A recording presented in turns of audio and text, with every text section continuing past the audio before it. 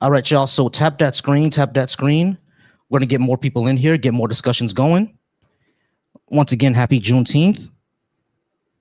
For the person who just requested,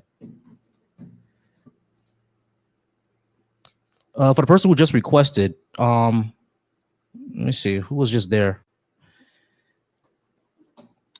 All right, so I did see someone request. I think you dropped. I'm not sure why, but go ahead and request again, and I'll bring you up so we can go ahead and have that conversation, all right? All right, we're going to go ahead and bring up Soul. And we have a Byron. Soul, how's it going? Are you at least 18?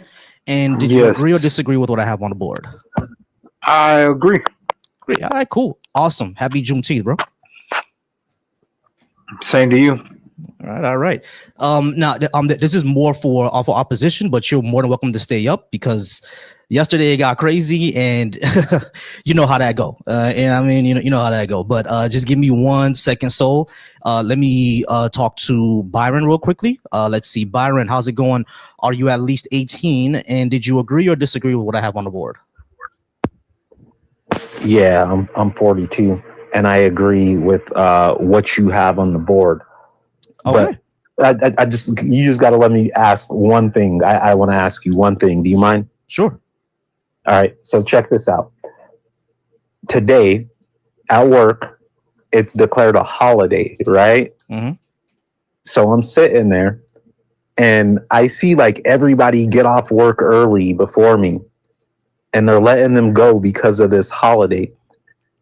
And then I'm sitting there looking at everybody outside playing while I'm working on the holiday that represents my people historically.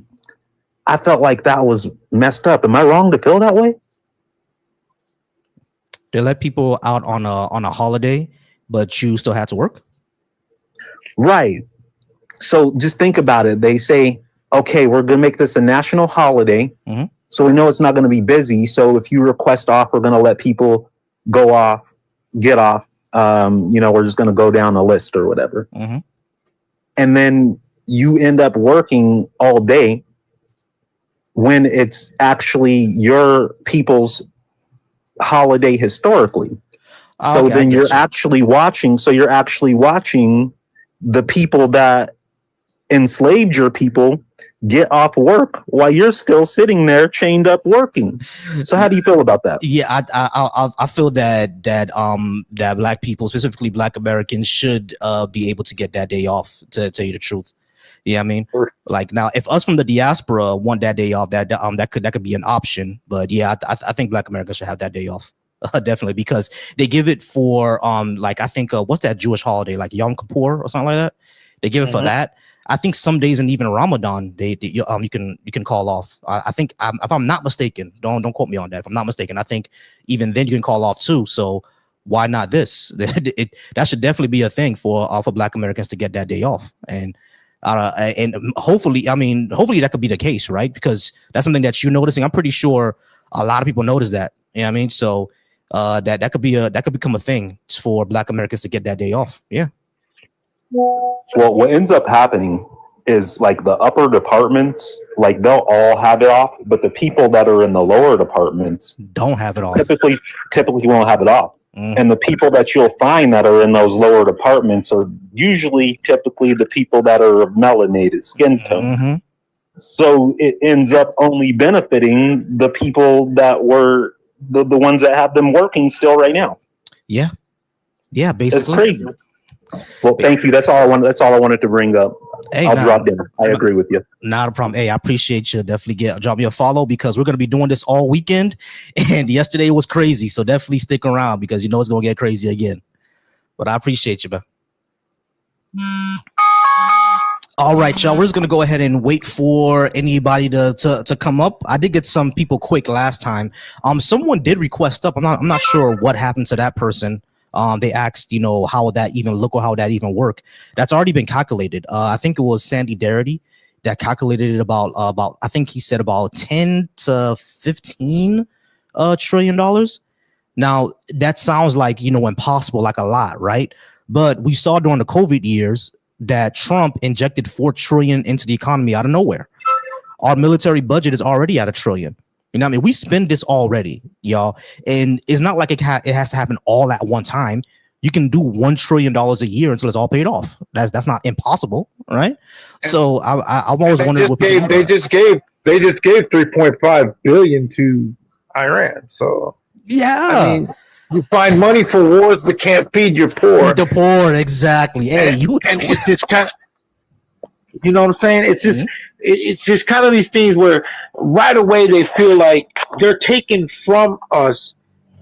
But the problem is that they don't understand that the wealth and the gain that has been going from what they have gained from the sacrifices of somebody else has built an astronomical amount of money. Now you can't give it. But then again, they want to say, well, you know, they'll tell us right away, well, we should give it to the people that are dealing with that. But if we go to and we see that in the 80s, the reparations that were given to the Hiroshima and Nagasaki people, they did it. And that was years after Hiroshima and Nagasaki.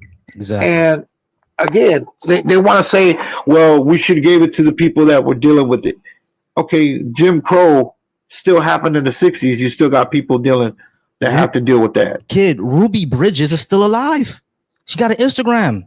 It's insane, right? I'm sorry. So we're gonna I'm gonna get you in a second. We're gonna get back to you in a second. I'll shut up. No problem. I just want to get to the other ones. Of course, you could chime in because you are Black American, so this involves you like more than it involves me. So I just want to get to the other guest. All right, give me 1 second.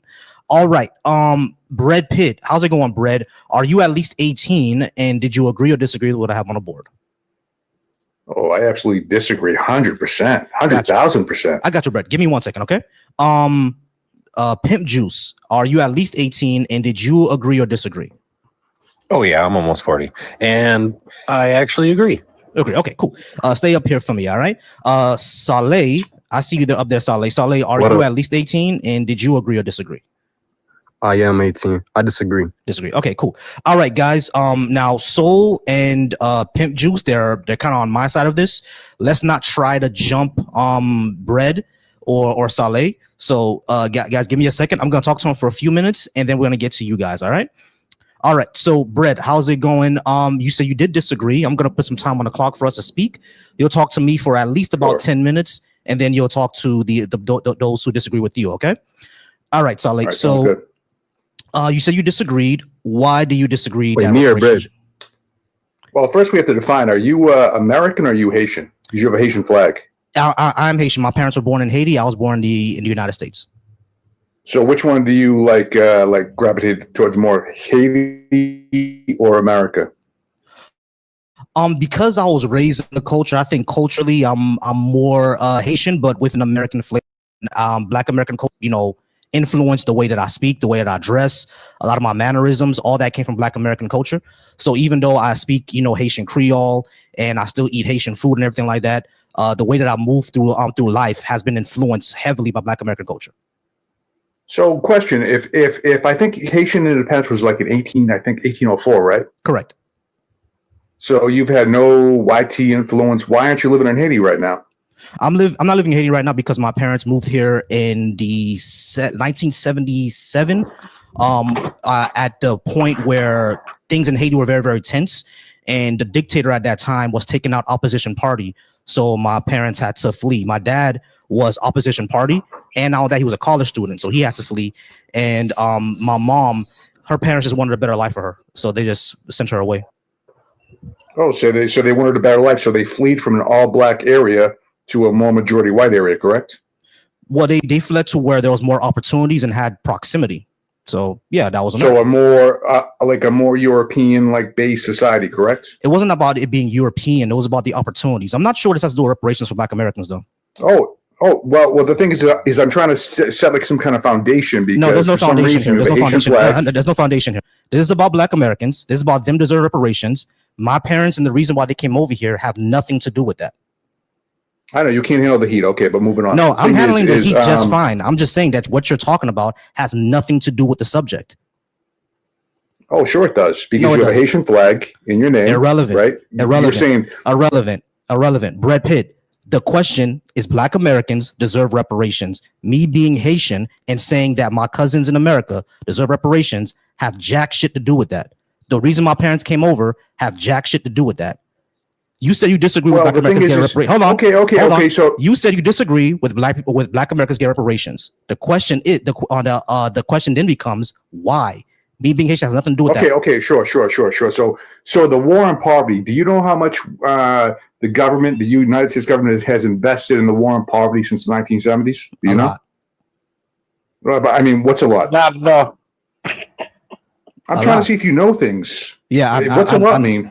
A lot means multi-billions. What's your point? No, not multi-billions, multi-trillions. Do you know?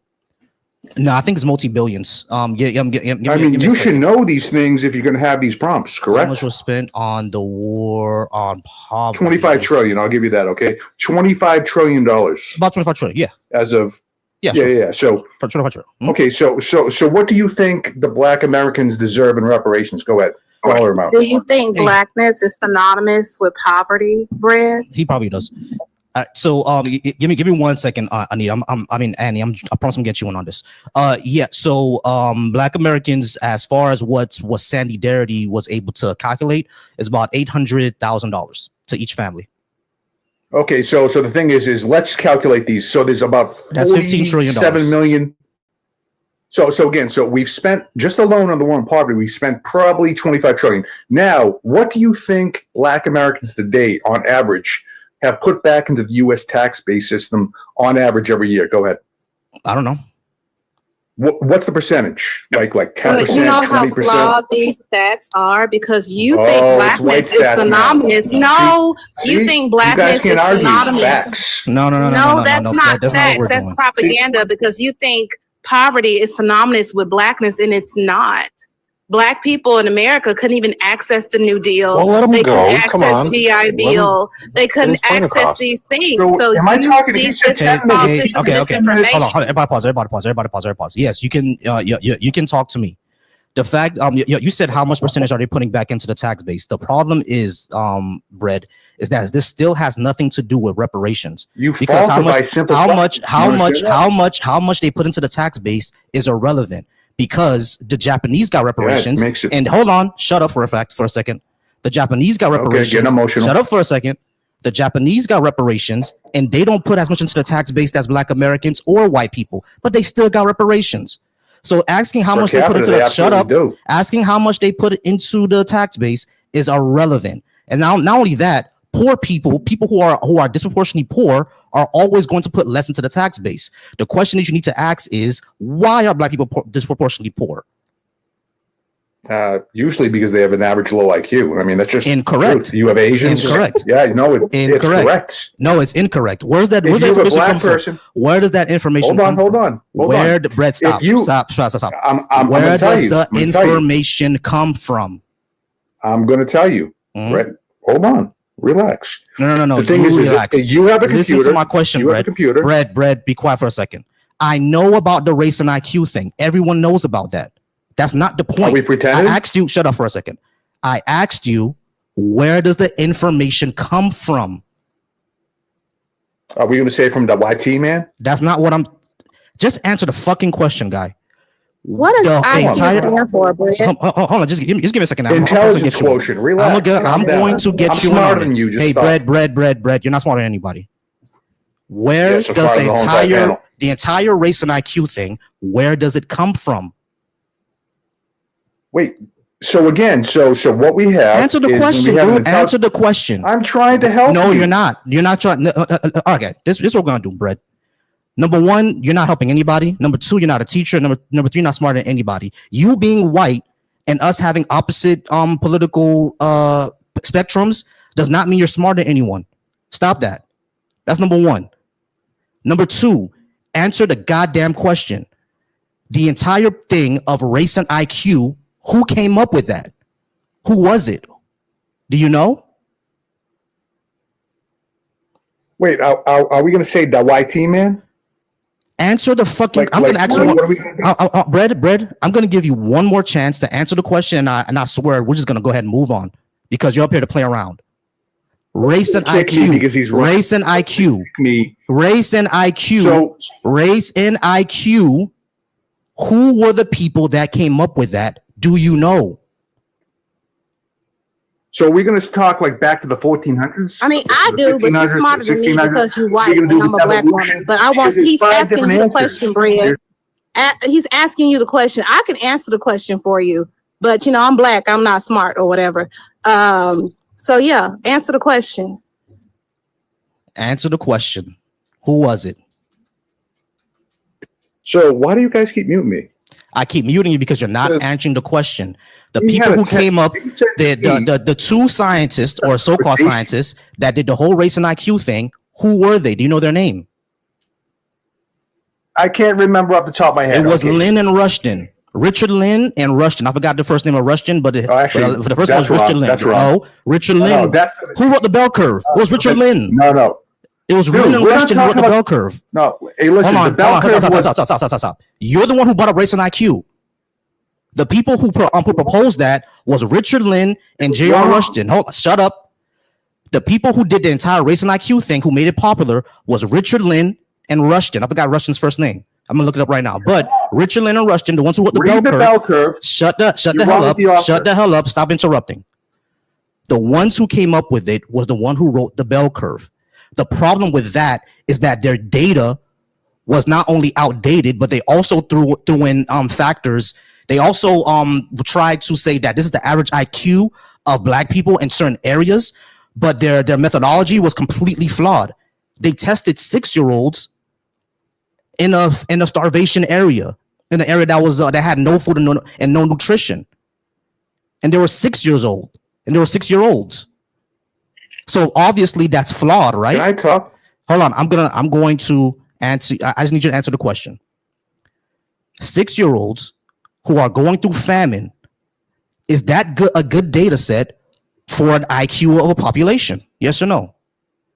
Yeah, I'm going to tell you something. This has all been debunked. I just need you to say yes or no. I need you to say yes or no. You're wrong. You're wrong. Okay, so Richard Lynn and Rushton, they didn't get their methodology wasn't flawed. No, right? Was their methodology flawed or not? Listen, it's a yes or no. Was the methodology flawed or not? Dude, Charles Murray wrote the bell curve. Will you calm down? We have nothing. That has nothing to do with the bell curve. Okay, that has nothing to do with the IQ test. Benet, we're talking about like the Benet, the Frenchman who started it. You understand? I know. You just Googled something real quick and you saw the bell curve. You don't know anything. So moving on. Nobody cares. Hey. Was the methodology flawed? Yes or no? Dude, no methodology is 100% correct. Do you understand? So it's all flawed. Do you understand that? No, it was flawed because of the way that they tested them. That's if they're testing 6-year-olds in areas where people are starving, you're not going to get a good data set, are you? So again, let's look at the data set of inner city schools, right? So I want you to look at this. So the average, they did a thing, and you can search this. Next time I'll come with all the facts, right? Because I don't have it on me right now. I don't have my laptop. But what they said is they took these black inner city school kids and they gave them everything. They paid for the rent. They paid for the best education. And they found the fact was the highest percentage of their IQ that increased was probably 5 to 10% with the best of best. Right. So again, what was the name of that study? Nature versus nurture. What's the name of that study? Nature versus nurture. What's the name of the study? I don't have it on me. I have it. Well, then why are you even talking about it? If you don't even, if we can't even verify what you're talking about. No, shut up. You can Google it. We can't. No, you can Google it because you presented the information. You don't know what you're talking about, Brett. You have no idea what you're talking about. You don't understand medical racism, which is actually a 400-year-old crisis. It even says that black women are not susceptible to pain as others. You don't know what you're talking about because you're so blinded by your own bias. You look it up because you presented the information. No, that's not how this works. That's not how that works. You look it up. If you have the information to give out, you should have the statistics on hand. That's how it works. Can I talk for a second? I won't make any claims. You've been talking on the computer. You've been talking. I haven't been talking. No, medical racism. I sat here quietly. My microphone has not been muted I've been sitting here quietly and listening to your, and you just keep talking of nonsense. You just have a racially biased ideology. You think because of your skin color, you're more intelligent, when in reality, we had civilizations. We had things going on way before you guys were crawling out of caves. Okay, name them. You guys are from the Caucasus Mountains. Name all the castles and the quarries and everything you built besides selling slaves and selling salt. Go ahead. Oh, you You know, ever heard you're of the on the Benin Empire? traffic Bro, light was built by a black American man. Yeah, they The sold elevator was slaves built by a and black salt. American man. The Yeah, This is refrigerator. what I'm saying. Everybody pause me real quick. I'm sorry, guys. I'm sorry. The Guys. Everybody pause me real Benin, quick. the Benin, hey, not guys. Benin. Hey guys, Benin. pause me. Benin. Everybody pause me real quick. I didn't Everybody say pause me real quick. Benin. I said a black American man. That's who invented these traffic lights. What the fuck are you talking Right. about? I didn't say anything Traffic about lights Benin were and invented Togo. by black people. Yeah, Yes, they it First invented was British. invented by a black American Oh man. my God! What, guys, will you Slow? stop the Hey, bullshit? hey. Everybody pause real quick. Everybody slow down. We're gonna go ahead and get it back. When it comes to reparations, right? When you say the entire thing about IQ, we know that's incorrect because that's not the reason why Black Americans are more in poverty. We know they were put more in poverty due to things like black codes, due to things like discrimination, due to things like redlining. That's the reason that poverty happened within the Black community. No other community was redlined. None. So you can't claim that IQ is the reason when they were never given the proper chances. And when they are given the proper chances, we do see that Black people succeed, don't we? When they're giving the equal opportunity. Whenever a Black person is given equal opportunity towards a white person, they succeed, don't they? And a good example of that is sports. Sports is the most merit-based thing. Hold on, shut up. Shut up. Sports is the most merit-based things that you can have. Shut up. Sports, shut up. Sports is the most merit-based things that you can have. And when they were given equal opportunity in sports, you saw what happened. So yeah, it's a physical thing. It's a physical thing. Hold on, shut up. Don't compare us to animals again. It's shut up. So it is a physical thing. Everyone knows the physical thing. But Black people are still given less opportunities when it comes to education, when it comes to financial aid, and when it comes to medicine. There are less opportunities there. Could you, like you said with me, I will concede the IQ thing for now because I don't have all the facts. But could you prove what you just said right now? Go ahead. About less opportunities. I mean, you were just saying about the medical, about this. Go ahead, prove it. Go ahead. Yeah. Okay. Cool. We know that this was studied, right? And this was a recent study. I'm gonna bring it up right now. Give me a second. Well, after I say it, I'm gonna bring it up in a second. But yeah, I have it. Hold on. I have it. I was gonna bring it up. Give me a second. Okay, I'm just gonna explain it. This was a recent study. I think it came out in about 2025. What they did is they sent off about 30,000 to I think. Bro, I gotta get my laptop. Hold on. Be quiet for a second. So, it was about I think either 35 to 80,000 applications they sent out. They sent out to industries across America, right? What they found was that when the applicant was Black, even if they had the same education and the same experience as a white applicant, they got less callbacks or they got ghosted completely. Oh my God, that one study that was like totally like SJW like reinforced. Okay, dude, that's one study. That was the stupidest thing ever. What do you mean by SJW reinforced? What does that mean? That doesn't mean anything. Listen, hey, hold on a second. So you don't even know, like me, I don't know how studies exactly calculate. What happened? Did he talk? I think you're glitching, bro. What happened? He's glitching. Yeah, you guys. I would like to conversate with Brett because I think I found a way for him to be willing to pay the reparations. Go ahead, talk. How about this? You know what I'm saying? There's been damage done. There's no way you can't say there hasn't been. Okay. Of course there is. Now, how about this, dude? How about this? The people that take the reparations, them and their family leave America forever. Would you pay it? That sounds awesome. And I think the Black people who don't do anything should leave America. Here's the problem. Hang on, buddy. Here's the problem, right? The reparations have to come from somewhere. So you have to give an incentive for people to give them, right? So we have to figure out something because, like, you know what I'm saying? They were taken from their land.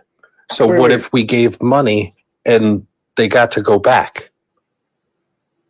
Okay, Pimp, you gotta understand, bro. I don't hate any race, right? I hate the character. No, the thing is neither do for I, you, buddy. I'm how white much? too. Okay, awesome. So, Pimp. So the thing is how much do you think black people actually contribute to the USA tax base? Go ahead. How much would you pay to get them out?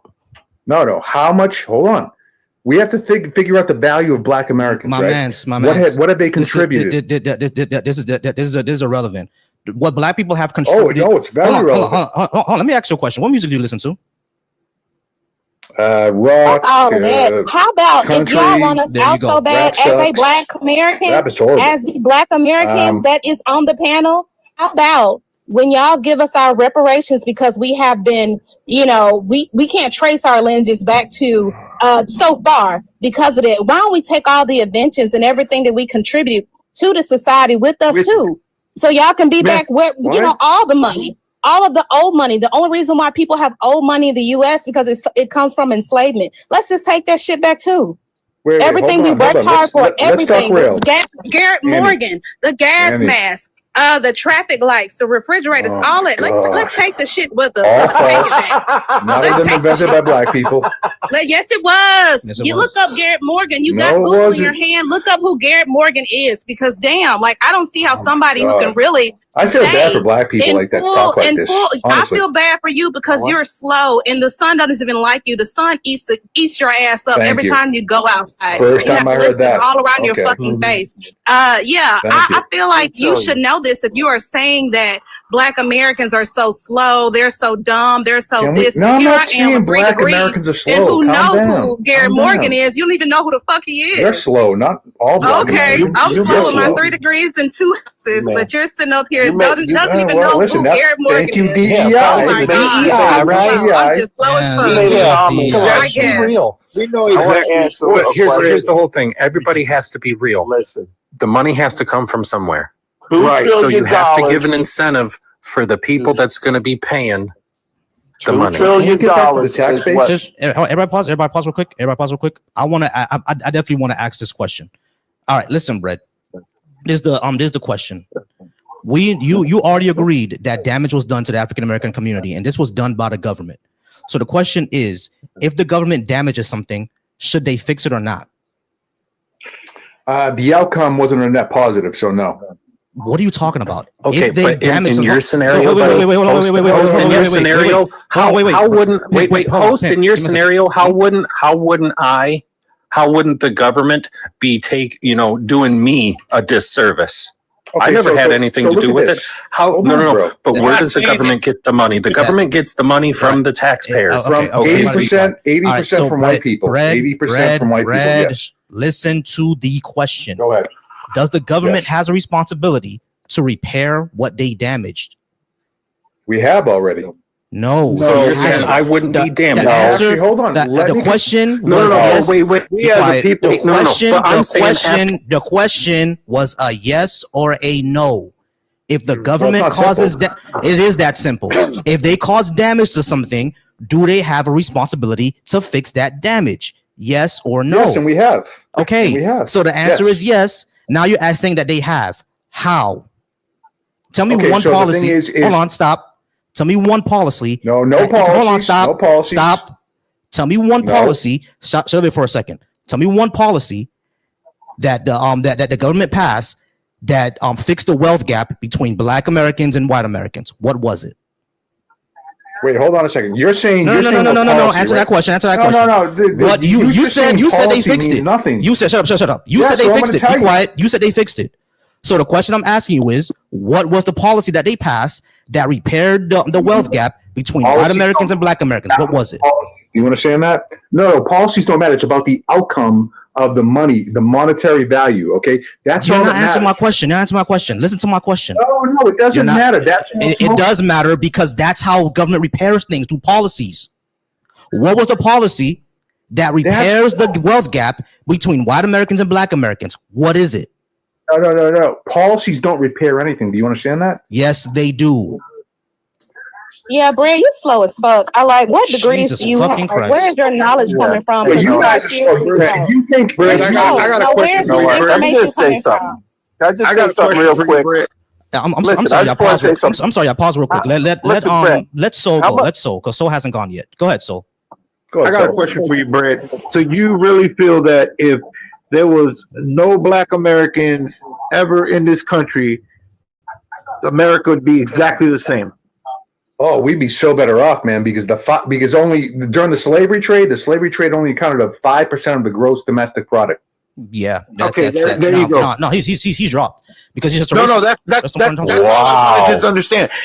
Wow, asked him a question and he was going to answer it to the best of his ability, and he got kicked. No, because he's a racist, No, and you're because there was no you don't answer even to know that question. these things. His belief structure Okay, is wait. Let's take your question and put it this way: would less people die?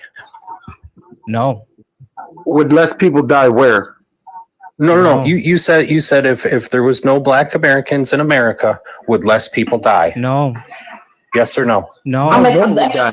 You know that's This is stupid. disingenuous. No, it's not disingenuous. If there was No, less that's white people in disingenuous. America, would white people die? That's the most remedial. Right? Stupid No. shit I've But ever I'm heard saying in the my life. total number It's stupid. would go down, right? No, No. all the Because there'd be less people hold in on. America. Hold on. Like, Hold see, on, this hold is on. how Wait. disingenuous y'all are. Wait, This is that question, stupid. no, that question, Pimp. That's Pimp, disingenuous. That's extremely disingenuous. No, let me just get this out real remedial, quick. man. No, because Hold on, y'all. No, because the that's total stupid. of people in America would be less. Pimp. That's how simple it is. That's how you can tell Y'all didn't if even y'all let me have answer my IQ question. or What if not. there were less white Y'all people? answer the Everybody pause. question. Everybody pause. Somebody else Everybody answer the pause. question for me. Everybody pause. One mic. Disingenuous. That's okay. Pause. Yes. Pause. One mic. One mic. All right. We're going to go person by person. Soul, I already know. Kay, what's up? Kay is a mod. Andy is a mod. So I respect them.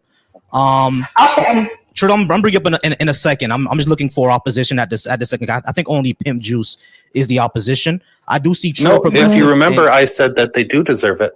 Oh, okay, cool. So I'm not sure what everything else that you're talking about then right now. Then what are we doing? So one thing I'm gonna get this out right now. The fact that he said that the slave trade covered only 5%. Not only is that inaccurate, but it is extremely false. Well, when majority of America's wealth at the time came from cotton, and 60% of that labor was from Black American enslaved people. So we're not that would just grow maybe 60 to 70. So what you're saying is an absolute lie. You did not speak facts. You came up here spewing nonsense. But America would not even exist without you lazy Europeans. Was there Black slave owners? Sir, they only counted 1% of all slave owners, and majority of yeah, 1%. Let's be real. Anyway, so as I was saying, and don't come off mute again. Disingenuous people. Who's the one who said how much did the Black people contribute to the community? Was that this guy who just got kicked? I'm like, I'll just kick them because one, coming up. The whole talking point of enslaved, Black enslavers, one that was a small encourage. Number two, a majority of them were not only slaves; they were actually buying their family out. Mm-hmm. So and they did that. They did that by purchasing their family. They were purchasing their family's freedom a lot of times. So y'all don't even know what the fuck y'all be talking about. Exactly. Even if there wasn't, I don't know why they were talking about it like Black people still weren't the victims of it. Even if that wasn't the case, Black people were still the ones who were affected. Exactly. All right, guys. Let's contribute $2 trillion to the American economy, just so they know that. Exactly. Yeah, but my thing is, white slave owners got reparations for their property loss, which was us. Native Americans got reparations, and white people were so greedy, so trash that they, started to, pay $5. If you give me $5, you get to be on the doll scrolls, all that other shit. Like, it wasn't regulated; they were stealing from them. Like, who else got reparations? The JEWS got reparations, and they weren't even, they didn't even face any hardship in the US of A. So it's just like those descendants got reparations. So how can you try to have an argument for Black people, with Black American people, with everything that we contributed to the US of A? These idiots try to laugh at me. They don't even know who Garrett A. Morgan is. They don't even know the refrigerators they have is because of a Black American man. The traffic light, the gas mask, they don't know shit. And you campaign for Black American people not to get reparations, or we have a low intelligence or whatnot. And this idiot probably doesn't even know what intelligence quotients, emotional quotients, adaptability quotients, how it was formed and what it represents. They are slow. They are just trying to cope with the fact that they are, I can say a lot, but this ain't my life, but they're trying to cope with a lot of feelings that is encompassed in lack, not feeling enough, not having enough, not being surpassed by people who you deem that are lesser than, or you think that are lesser than because of your own racial bias. That's what they're dealing with. That's what we're seeing. We're seeing a lot of narcissism on the panel. How the fuck you gonna laugh at something that you don't know anything about? Oh my gosh, yes, the refrigerator that you use every day was created by a Black man. But I'm sorry, host. But all good. I'm sorry, but just pause me real quick. I'm gonna make a couple of announcements. I do appreciate everybody who's here and everybody who's joining in on the panel. Once again, if you're watching me from YouTube or Twitch or Facebook, the link to join is right here, tiny.cc/Volsi Live. You'll be able to talk to the panel. I do see everybody who's talking in the comments. You guys can come on up once we have a space. I think everyone here right now is Queen of the Trill. You say you disagree. I'm gonna get you in a second. Eminem, are you there? And did you agree or disagree with the prompt? You there, Eminem? Yeah. Okay. You agree or disagree with the prompt? That's like disagree. I'm not even gonna lie because. Okay. Cool. Hold on. Wait. Pause real quick. All right, Shumpy or Schlumpy, the one with the Drake PFP. I'm just gonna call you Drake. Did you agree or disagree with the prompt? Is it if Black American kids should get reparations? Yeah, that's the prompt. You agree or disagree? I agree. You agree. Okay, cool. Pause on for me real quick, because I do wanna talk to Trill. Mickey, I'm sorry I didn't introduce you, but the only reason I didn't bring Trill up is because I was trying to make room for opposition. That's the only reason. By the way, Trill, I saw you. Don't worry. I don't want you to think I was ignoring you. I saw you in the guest request. I promise I'm gonna get you up as soon as I can. Gotcha. All right, so we're gonna talk to Queen of the Trill. She said that she did disagree, and then we're gonna talk to Eminem afterwards. All right, guys. No one tried not to jump her. It's because I think we all agree. So this could get pretty tense. All right, Queen, go ahead and talk to us. Are you at least 18, and why did you disagree with reparations? Yes, I am at least 18, and please don't everybody hate me. I swear I think I have a good position on this. Okay. So the reason why I think we should get reparations, but in practicality, it just wouldn't work. It wouldn't ever work. I wouldn't personally want them. Mm-hmm. Nothing from this government, nothing from this, especially from the government, but nothing from an oppressor would ever feel right to me. They can't make it right. I'd rather take the position of taking power into our own hands, creating our own reparations. You shouldn't ever wait for a repayment from someone who oppressed you and continues to oppress you. It's never going to come from a genuine place.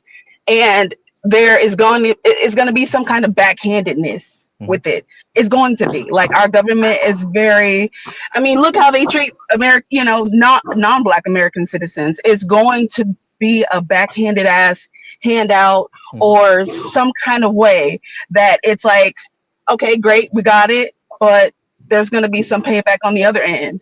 Okay. And for that reason, no way.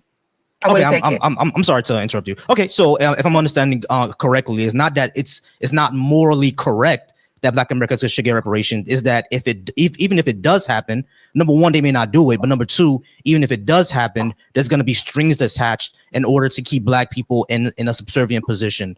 So therefore, we should focus, at least Black Americans in a subservient position. So therefore, Black people should focus on ourselves and on collective and economic power instead of worrying about reparations. Is that what you're trying to say? Yes, absolutely, 100%. Okay, you put it into way better words. Thank you. I got you. No, I could understand that position. What do you guys say to that? Can we do that simultaneously? Because I'm not waiting on a check. I'm doing let me tell y'all, I'm really actively trying to propel the generations that's going to come after me and do everything that, you know, we need to do, what we should do. That's what we always have been doing, but that doesn't negate the fact that there was loss that we need to be compensated for. We have uncompensated labor and economic theft. Generations of enslaved Black Americans provided the foundational labor, cotton, all of these things, foundational labor, Wall Street, so much shit. Y'all don't understand. It gets so deep because there's so many companies now that are still benefiting off the labor from enslavement, and it built so much of the U.S. economy, all while being denied the right to accumulate personal wealth. You know, all of this, what's it called? Following emancipation, we had broken government promises, which, you know, Queen of Tree, I can agree with you on that. You know, they had a failure to fulfill the 1865 order, 40 acres and a mule. We still waiting on that 40 acres and a mule. Systemic housing and discrimination. The Yahtzees only, read between the lines, the Yahtzees only knew how to treat the JEWSs the way they did because they observed how America treated Black people. They only knew how that was the blueprint for the small cause. Exactly. They only knew how to put them in ghettos or whatever because they watched how we were treated as Black American people. Black people, I don't even want to say Black Americans. They consider us 2/3 of human beings in the Constitution. They saw all of that shit. Their state sanctioned violence. We had a Black Wall Street. We had Memphis was prominent. We had Rosewood. We had all these places that they burned down to the ground because of jealousy and envy, because they couldn't measure up. They did not have the skill set coming out of the 20th century. They didn't have it. So in order for them to, you know, I guess even the playing field, they had to destroy so many businesses, so much property, you know, with eminent domain, stealing so much property, even with the disparities in opportunities. The soldiers that's coming out from World War I, World War II, they couldn't access the New Deal. Vietnam soldiers, they didn't access the GI Bill that I benefited from personally. I have 2 properties in 3 degrees, and I'm working on another one. Just found that out last week because y'all won't see me no more after I get that one. I'm like real brand new, so I get it. Like there's a lot of things that a lot of generations were deprived this economic value because of the government. You know, I feel like you shouldn't trust the government entirely, but if Uncle Sam has been using us for so long, hey, why don't we get compensated for it? Why don't we use Uncle Sam? I agree. But yeah, that's just how I feel. But I understand her skepticism. I understand wholly and fully her skepticism because we've seen this bullshit time and time again. Same. Can I just add something? Because I think Kay wants to go, but I just want to add something. I do agree with you. Annie, and I see where you're coming from, Queen, because of just like how you said how the government works. Now, for what you said, us trying to go ahead and consolidate that power, I agree with that as well. Now, I'm not going to put it out here on this app, but there was one time where I worked an entire hour where I said that, you know, Black people, if we wanted to, like, or if we have the ability to, we actually can create a separate market and probably even like a pseudo government, like away from, you know, the everything else, but that would require us to have consolidation, require us to have, you know, militancy. It would require a lot, basically. But I do understand where you're coming from. So the question would then become, Queen, what do you think are the things that we should focus on right now? Because I think what we can focus on right now, just as Black people, and me not being a Black American, what I can do for Black American people is one thing that I want to do, for example, I'm studying to be a therapist. So my entire thing is going to be out, you know, going into the community and helping, especially young Black men, you know, come to a more healthy emotional space, deconstruct, you know, misogyny and sexism and stuff like that. Give them a space to understand their mental health and who they are as a person. So that's one thing that I can do just individually. But how do we bring that to a systems level? What do you think, Queen? I know. I just want to get this out, right, before she goes. To Annie's point, they absolutely did use what Black Americans were going through. They used Jim Crow essentially as the blueprint for the smaller cause. But I want to mention that actually was not the only thing they used as the blueprint. For oppression, because if you actually look deeply. apartheid in South Africa, they used what we were going through at that time period as well to also lay the blueprint for that. So I want to name this Black Americans. America's oppression of Black Americans was so strategic, so well put together that people that have oppressed other groups have literally used that as the blueprint on how to oppress other marginalized groups of people, including Black South Africans and the JEWs. Mm-hmm. Exactly. But yeah, well, what do you think, Queen? Because this is something I can do individually, but I think we need like systemic changes, and I think there are ways to do that. But I'm curious on what you think. Okay, yeah, thank you. I definitely think that we should keep our conversations to ourselves. We shouldn't involve anybody else, and we shouldn't post it anywhere where it's accessible. Like, this needs to be very saying they need Black prisoners and stuff like that. Like, that's dry. That's dry. You shouldn't get in the comments saying things like that. People don't take that too cool. Wait, so I'm not sure what Eminem's talking about. Eminem, give us a second. Let Queen say what she was saying. I'll get you in a moment. Go ahead, Queen. What you were saying? Yeah. Just they study us. They study, and they have been studying us, and it's just crazy that everything. And we do it from a loving place. Like, we look out for we look out for each other. We're so, I think, as a people, we like to share information, and that is to our own detriment. If you study history, it's just to our own detriment.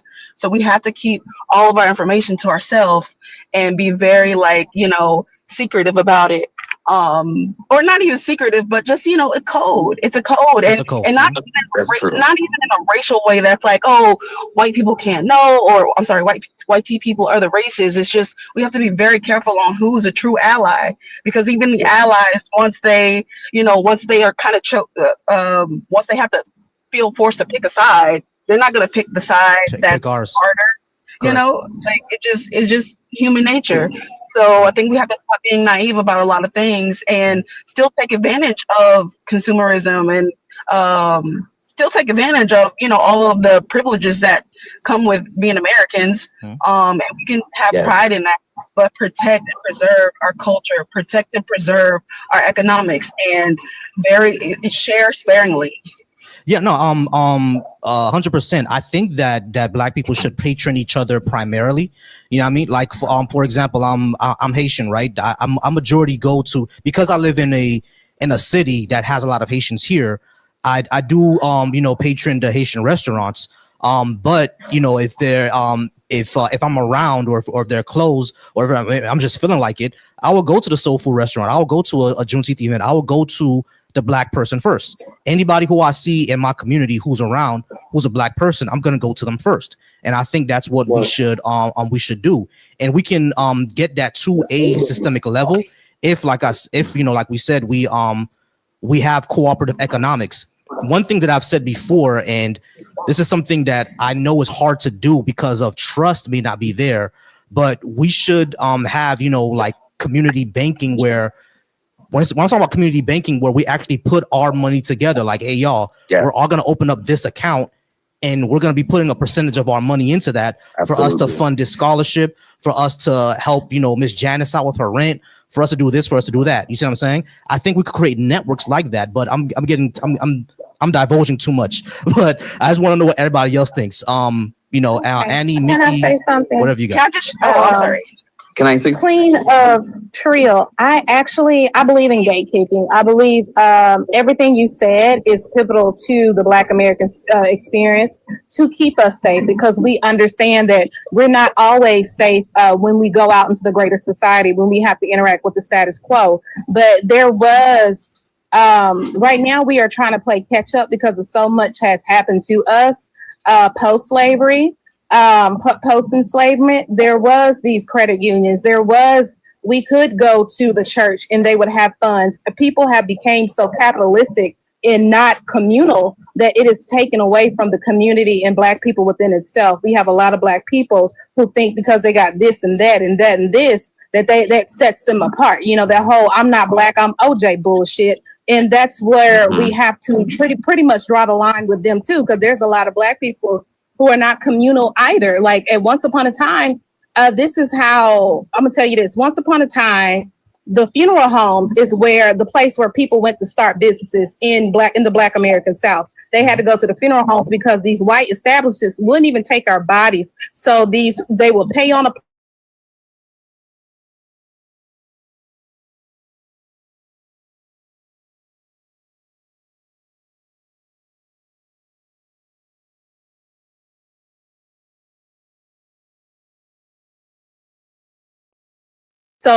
they will pay on a plot, and they would that Nigerian man say it was. So when I had to explain on ID threat was so imminent. Now people are so disillusioned with thinking that they're other. If I can get in this neighborhood, that means I'm safe. No, we're seeing that with our babies. We're seeing that over and over again. You are Black first. You still have to operate in society as a Black person. But it's just, it's to the point, and I talk about the Black Panther Party as well. We have to understand, we have to be on the same mindset that we want to uplift and advance the community, because there's a lot of Black people a lot of white people that are in blackface that look like us that are not for us. And that is an issue as well. And also, I agree with you with the whiteness aspect.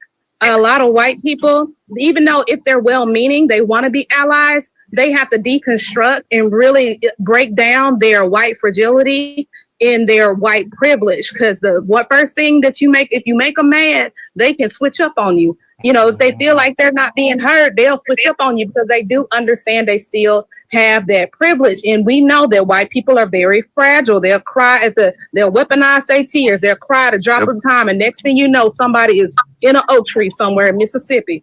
So yeah, I understand that. But a lot of people who have not been near that imminent threat or think they are so set apart from that imminent threat, they don't believe what my father would say, they don't believe fat meat greasy. I'm country as hell, y'all, but they don't believe it. They don't get it. I got you. I'm sorry. We're gonna continue the conversation. Give me 1 second. I have Sir here on my StreamYard. Sir, you can hear us all right now, correct? Yes, I can. Can you guys hear me? Yes. Yeah. Okay. Great. All right, sir. Now you did say that that you agree, but you wanted to add some comments to what we were talking about before. What did you have to say, sir? So I want to poke on what all three of you have said. I believe when I was trying to get on, I was switching over, and I believe Annie was saying she did not want reparations and did not agree with it. What else? And she wouldn't take them, I right? didn't say that. No. Or I'm sorry, did someone say that they would not take them? Yeah, that was Queen. But yeah, go ahead. Oh, excuse me. I apologize for that. I'm sorry. I was switching over. But so I partially agree with her in a sense, only because I feel like that would empower them and give them the idea, oh, look, we're helping the poor people out now. Okay, so now that we did this, you forget the past, right? So we want to avoid that. However, on the other hand, what this other young lady was saying, where we would take the reparations, I wholeheartedly agree with it, because we need that in order to build the infrastructure that we need to become what this community could potentially be.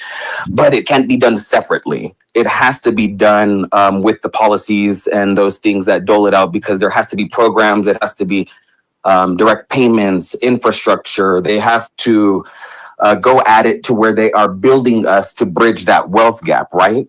So in line with what you were saying, it is possible, but with what everyone's saying, we have to be quiet on these apps, especially. They are watching YouTube right now.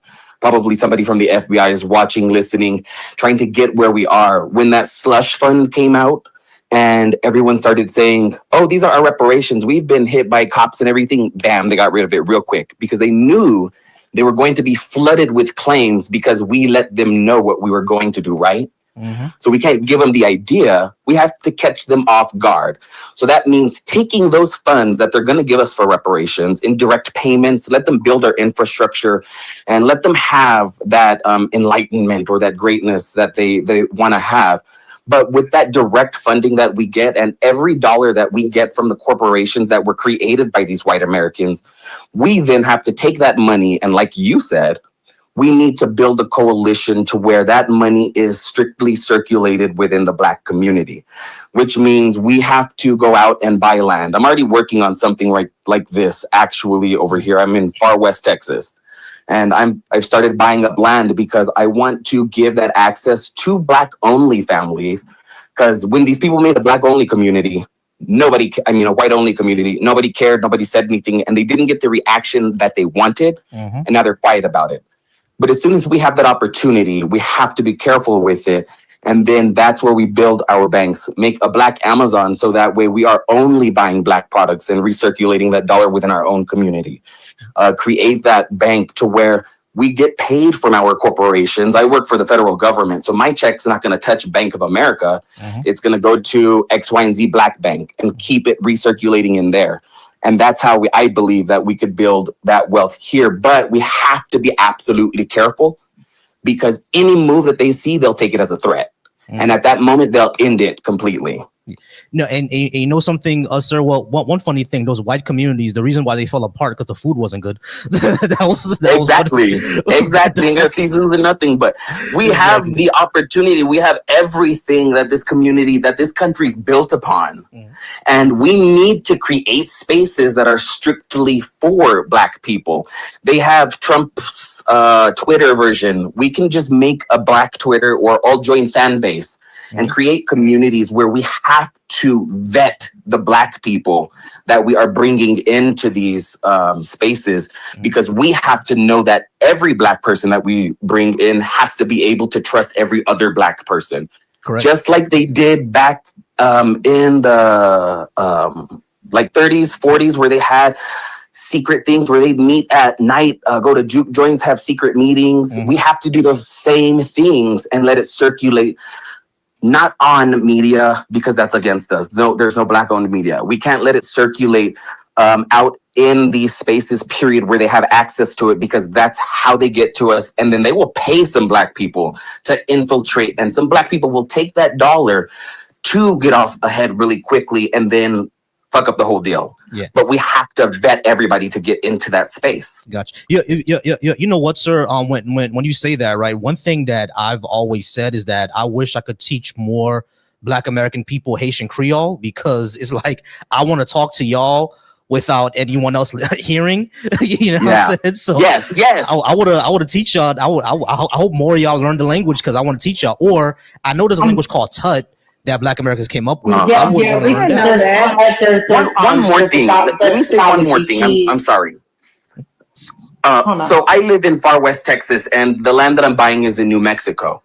So in another way, in creating this space where we're going to be safe and we feel like we are protected, we have to be strategically placed in this mainland, right? So Atlanta, Chicago, Georgia, these primarily heavily populated Black spaces, they're not necessarily in the best spaces because you're surrounded by nothing that's going to help you. However, where I'm located, the land that I'm buying is directly over here on the Mexican border. So if worse comes to worse, if it does come to that point, Black people and Spanish people, we're allies. We just have to help them realize that what we're doing. I'm sorry?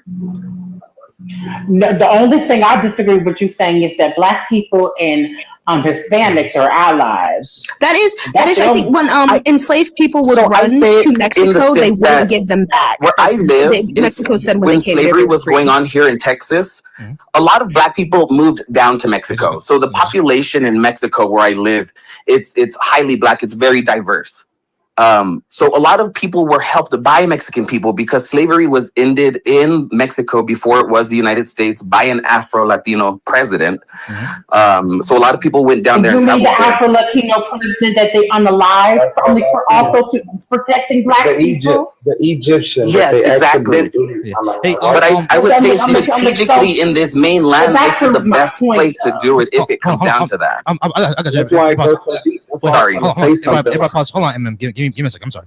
I'll pause real quick. But sir, you do kind of understand on right now why Black people don't really feel that Hispanics could be our allies? Or would you say that maybe more of the melanated, like the Black Hispanics, would be more of our allies, like the Afro-Mexicans, I might agree with that. Yeah, Afro-Colombians, Afro-Mexicans. Yeah, I think they could be our allies. But, possibly yes, but I'm going to say, but Hispanics is as a whole group now. Okay. Yeah. So I understand what she's saying. We're a lot more cautious with them now. You feel me? Yeah, I think it's the same thing. Like with this whole issue with Asian boycotting and thing, it's the same thing. Yeah. These other communities, they were used as pawns against us. So they are just as ignorant as the oppressors are. I think it just takes enlightenment to help people understand. And we're doing it for you. I don't want to do no more labor for anybody. If you can't see the humanity in me now as it stands, I can't deal with you. And as somebody who I spent my entire 20s. Get this. Annie, hold on, because I want to say this. The fact of the matter is that non-Black people, including people of color, are extremely anti-Black, and it's very well known in the Asian community, as well as the Latino community, as well as really any other community that is not racially Black. They have a level of anti-Blackness to varying extent. So the idea that that's that Black and brown unity and that POC solidarity that I will never agree with, because when push comes to shove, they do not see Black people. They do not ally with Black. They use Black people's labor to support themselves and all of those things. But I don't actually see them as allies. Truth be told, I just do not see that. I see it as more as a strategy to get what we need to move ahead. I'll say this because there's Black people that look just like me in the Afro-Latino countries or the Latino countries, Hispanic countries. They treat them like shit too. They don't need, if they treat them like shit. They have a anti-Blackness in their own countries that they have to unpack. And this is from somebody who's been to Belize. This is somebody who spent 2 months in Guatemala. This is somebody who would go to Rosarito, Ensenada, Tijuana, Mexico all the time just to chill, go to Papas and Beer, whatever. They treat Black people strange too. This is somebody who's been walking down the street. Oh, how much? How much? For what? You know, they still have to deal with all that stuff. Like there's no... That's something they have to unpack in their own countries before they're, that shouldn't come on. That shouldn't be put on the onus on Black American people to produce that labor, that intellectual labor, when they have Black people in their countries that they don't treat good. And also, I want to say this is actually extremely anti-Black to expect Black American people to do the labor, for those non-Black people. I don't think that is strategic at all. To be quite frank, I think that is actually extremely dangerous. Because you just named yourself that these people not only can and have been used as pawns. So so basically what you're doing is you're essentially having non-Black people infiltrate these Black spaces, and that very well can be used against us in the future. I wasn't necessarily saying inviting them into the Black spaces that are just for us. It's more so because if we're gonna fight for what we need, we're going to need people behind us to support this. So when they are creating these red lines and when they are creating changing these voting districts, we have to then help them understand that these things are based on historically gathered data. So it doesn't mean that this is what's going to happen. If you can galvanize a community of people, regardless of their Black, Latino, to overtake, because you have to start somewhere. You have to start with government, maybe, because that's the only way you're going to change. If you go out there, it's basically suicide to jump out there by yourself doing these things. And we've seen it repeated in history. So we have to change our approach to this. And I don't mean it in a sense where they're going to be us and we're gonna it's gonna change the world, but we have to help them understand, like, no, this is how we're going to change it, just like we did with civil rights, and let them know to change those. I'm sorry, can I just want to cut through some of this noise. All right, so I think I see where both of y'all are coming from, right? Because at the end of the day, like black people have been telling, you know, Asians and Hispanics for 2-3 decades now that y'all, this is a white supremacist country. Now, is there a history of black and yellow unity? Yeah, there actually is. Up in New York, there was some unity there. Out on the West Coast, there was black and brown unity. That started to go away. That started to what's that word I'm looking for? Dilute. Once they were, unfortunately, once white people saw that they can give Hispanics and Asians more access to whiteness, you start to see that dilute. That was the strategy. And that is historically what's happened with multiple groups: the Irish, and the Italians, exactly. As well. And this is, but that is exactly my point. That is first of all, let me just get Black Americans have been fighting and doing our thing in this country since 1619. Since the first enslaved Black people got off them boats in Jamestown. Okay, in the original 13 colonies before America was even founded as a country in 1776. So so here is the thing. I do not think that Black Americans need other people. Now, people, because at the end of the day, when push comes to shove, regardless of the situation, Black Americans are always going to find a way. We did it through slavery. We did it through Jim Crow. We did it through Black Codes. We did it through Jim. We did it through redlining, and we did it through the war on smugs, and we did it through the 2010s, fighting and resisting against police brutality and all of these other things. Black American people have always, truth be told, been on our own and had to fight majority of our own battles. And Black American people in general, because of the anti-Blackness in other groups, most of us do not expect people to fight on our behalf. Black Americans have always had to fight on our own behalf. And and I completely understand that. Excuse me, I'm sorry. I feel like it speaks more to my point, because if you listen to what you're saying, yeah, we made it through all of those things to end up in the same place, right? And as they were being used for pawns back then, they were not aware of it, right? But now is the time to galvanize them, because now they know, and now they can see that. And it's easier to say. Because what you're saying is like, we're going to go on a struggle forever. But that is dangerous. Hold on, let me just say this. Like, so sir, like, so where you're coming from is basically, it's not that, it's not, you're not saying that we need them in the fact that, we can't get anywhere without them. But the fact that when it comes to like political changes, there's going to be, we need to have a certain amount of sway with certain demographics. Like, for example, exactly what I'm saying. Black people didn't vote for Trump. Even most Hispanics didn't vote for Trump. It was white people who voted for Trump. You know what I'm saying? So we saw them Latino vote. And the reason he won was the lack of Black voters and Hispanic voters. So no, more Hispanics voted for Trump than last time. I'm talking about the majority of them didn't. It was about 45% that did, which is too much already. I agree with you. It's too much already. But the fact that 53%, that's half. Exactly.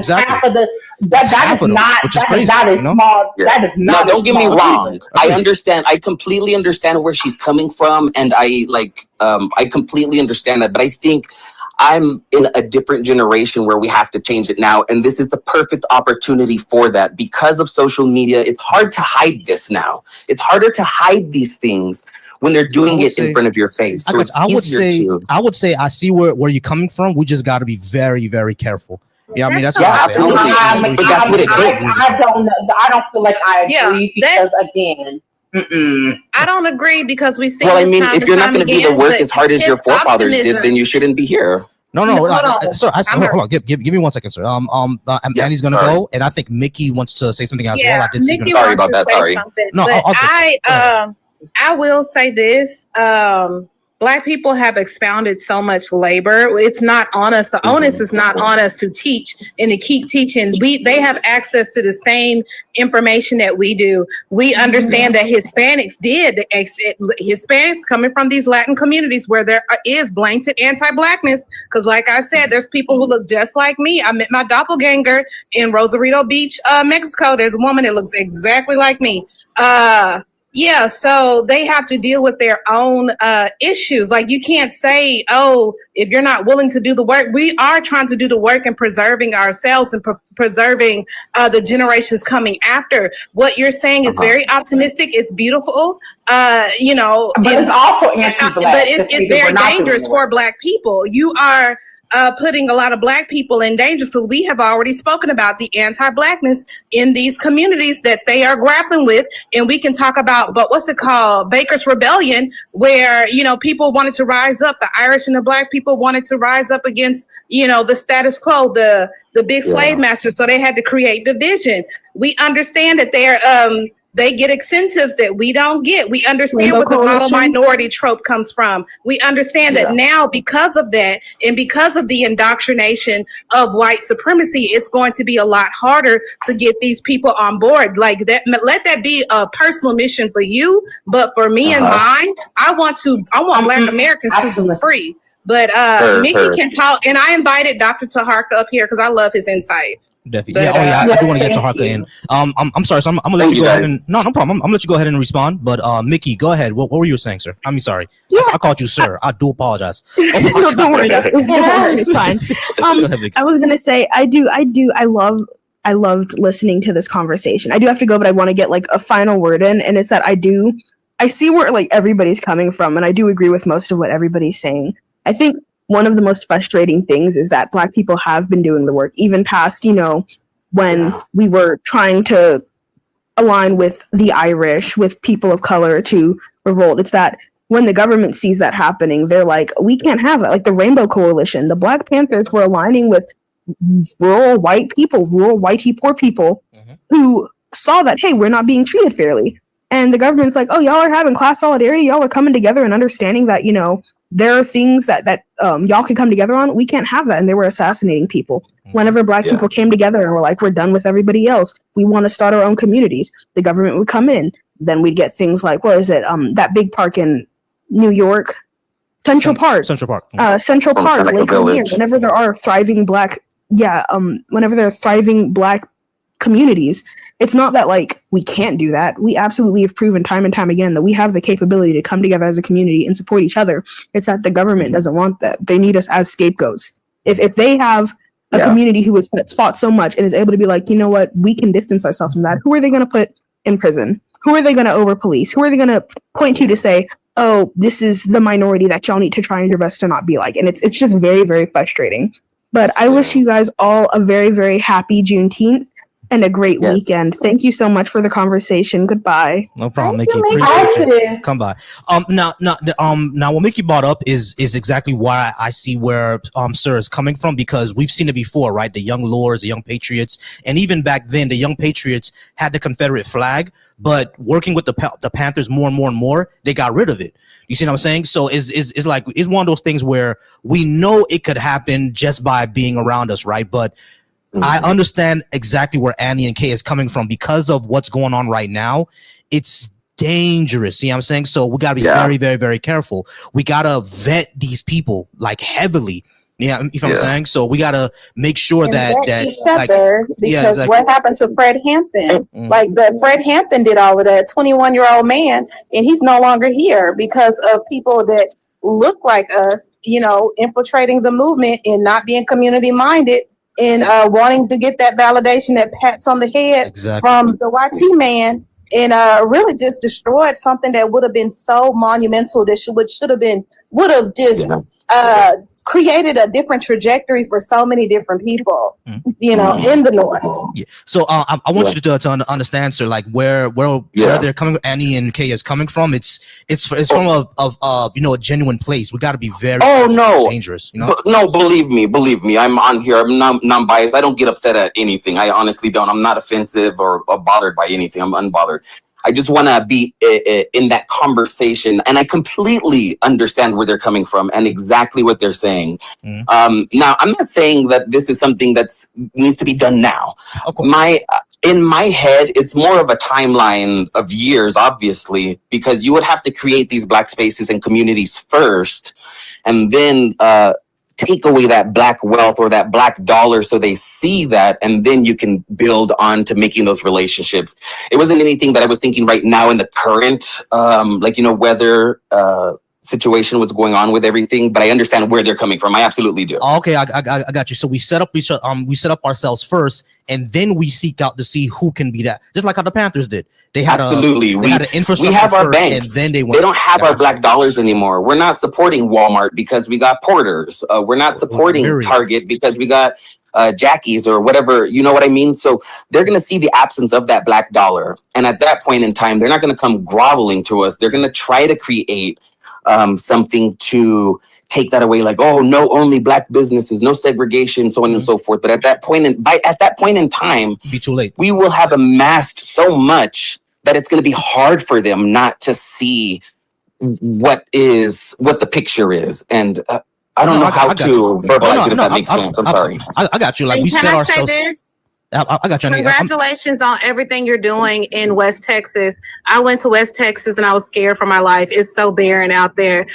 So congratulations on, it's so barren. And I thought I saw a ghost. I was scared of my own shadow. I'm like, what is going on? I got to get out of here.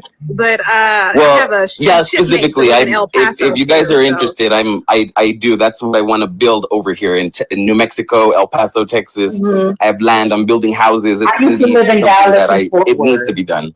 That's East Texas. She talking about some this. Ooh, it looks like the Wild Wild West. It's spooky to me. I'm like, I want to go home. I don't like it here. There's a ghost up the street. I know it. But congratulations on everything you got going on. I wish you luck. Y'all know why I care about this? I'll go to Christmas past was by there, honey. Okay. You know why I love hearing about this? You know what I love hearing about this is because, like, over here in the Haitian community, right? Like, our parents are always talking about land back in. Now I actually do got land back in Haiti. My dad put it in my name, but like, it's one of those things where I'm always hearing about, Caribbean people having land back in the mother country, right? But I barely ever hear it for Black American people. So when y'all tell me that I have land here, there, in that place, absolutely love it. And I always say that you know what, if Haiti ever gets their mind right, I will definitely invite y'all to our land, and we control our own resources. Yeah, I mean, that's what we need to do. I thought about that. Could I pose a question? So I've had this idea, or in a thought in my head. Say, for instance, they offered reparations. I already know what these two very strong-willed women may say to me, so I'm girding my loins. But I had an idea or a thought. If they offered reparations here, wasn't enough, or how the U.S. backed out and said this was not the worst human travesty, slavery. U.S., Argentina, and Israel said that. So say these other countries came together and said, hey, you know what? We are going to offer you reparations if you moved back to Africa, but those reparations would have to benefit everybody of enslaved people. So not only Americans, but Haitians, especially because of the debt that crippled them, that made them where they are right now. Africa's different countries. Would that be something you all would consider, going back to Africa and recreating an entire country from the ground up? Or is that too much work as well? Or is that more something where this is our country, we made it, and I'm going to stay here and fight for it? Well, I want to be an expat. Ultimately, when I turn about 45, I want to get the fuck up out of the US of A. Anyway, I do have land in Mississippi. I have a lot of land in Mississippi. But I feel like, again, you are putting a lot of labor on Black people, Black American people. France, I feel like France should give everything. I feel like France should be bankrupt. I feel like France should look like because of Haiti, in the middle of nowhere, Europe, because they owe Haiti so fucking much. We have to take that into account. Black Americans are owed reparations, but so is Haitians. So are these people. I want everybody to get their reparations because it's necessary and it's needed. I don't have that competitive mindset to where, like, oh my gosh, you need to do this or you need to do that. No, I don't feel like I should have to go to another country that I have been so detached from so far to build that country up and that economy up. When my legacy, say legacy, when my, that's another reason why we need reparations. My family did a genealogy test. We're so spread out everywhere. We cannot trace exactly where this was, or who these relatives are. We don't know. We have been disconnected from Africa because through centuries, generations, time, all of these things. We need reparations. Even here in America, they had breeding farms. There's people who can't trace their great grandparents because they were bred on a breeding farm. They were bred like cattle. They took a woman that was like not even a woman, a girl that was 14. She had, a body. She had her, menses. Go ahead and just blindfolded everybody, and it was like a rape fest. You know what I'm saying? Like, we are owed reparations for that because it not only did they get off through cotton and indigo and all of these things, they got off by us being the cattle, us being the product, us being the commodity. Yes, we're owed it, but so is our Haiti. superiority. So are all of these countries that are owed it from all these European countries. Fuck Europe. Europe should look like shit right now. Europe owes Haiti. Man, France owes Haiti every fucking thing, and they're still robbing Haiti. So yes, that's an issue. But I'm not doing no more labor. Like I'm chill. Like after I get this next degree, I'll change my name for real. Like I won't even know. Okay, go ahead. And I wanted to add into this. Go ahead, Kay. Yes. So I agree with everything that Anna said. The only thing I want to say, and Lucy, this has been my point, but I am not against the Black Caribbeans getting reparations. I do feel like it needs to be done separately from the Black American one, and that has always been my thing because the reality is we were all affected by the transatlantic slave trade, but the way and how it happened, and the systems were different. The systems were how the systems functions were different. Also, we don't share the same ethnicity and are the same lineage, so it would not make sense for, let's say, and Haiti and Rosie has agreed to this. Let's say Rosie, to qualify in the same way that I would do for reparations in the United States. I would not agree with that.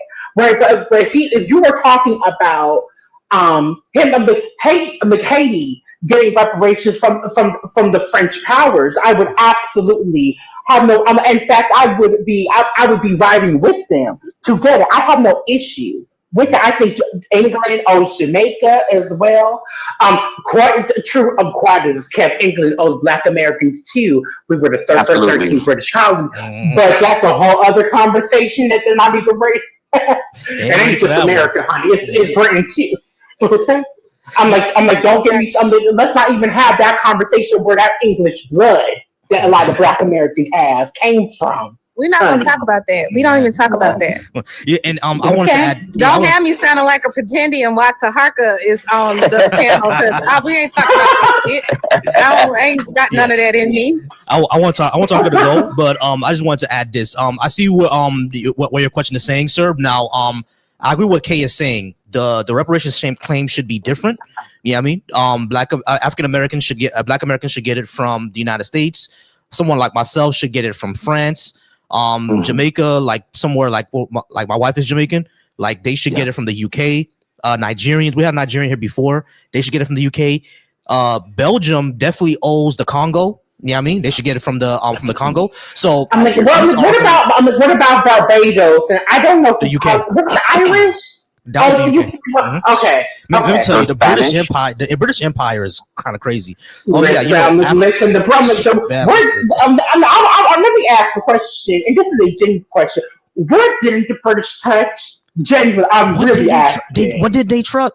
They even touched Haiti. This is so crazy. I'm genuinely British Empire. Britain. Like Britain. I'm just so tired of.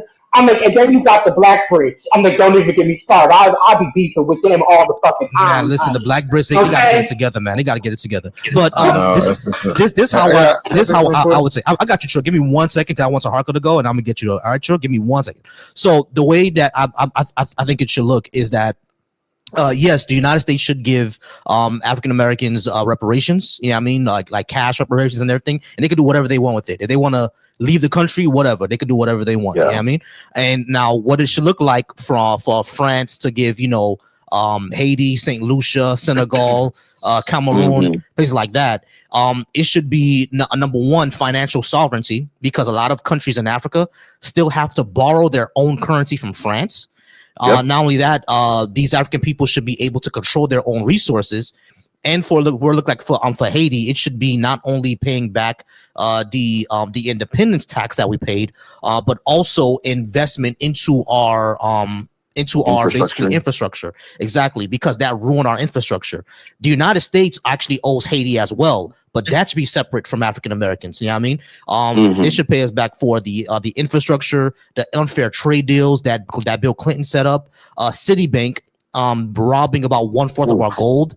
That should go back to Haiti as well. So it's going to look different depending on how they are, but there's entire frameworks on how it could work. But yeah, the entire European world, they owe us, they owe all of us. And I think what we can do as if we want to actually engage in real Pan-Africanism, what should happen is that the leaders of Nigeria should say, unless you give African Americans reparations, unless Belgium gives the Congo reparations, you get no more of our oil. We're not sending you oil to you. Because You know what I mean? the real No more cobalt, accountability lithium. would be breaking down that race for Africa, because they fucked a lot of stuff up with that whole what's it called, race for Africa? The scramble. Was it Belgium? Help me out. Belgium, Spain, the UK, Germany. Exactly. Yeah, they owe so much to the continent. So much to the continent. Even with Cecil Rhodes, they owe so much. They owe them. Like if we're really going to talk about accountability, Europe would be nothing but just farmland. Yeah. After they get done, like there will be nothing in the museums. Return those heads back. Return all the gold. Return everything to all of these countries. They wouldn't have shit. And something about that, how the racists will always denigrate us and say that we have no system of writing. All those heads that you see in UK museums, that was the African system of writing. It was art. You know what I mean? It was just art pieces, and that's how it told your whole story. But I'm sorry, we gone on for like 15 minutes. Let me get Taharka in on this. Taharka, I'm gonna get you on this and then Trill. Taharka, go ahead and bless us with your knowledge, Taharka, and let us know what you think about the conversation so far.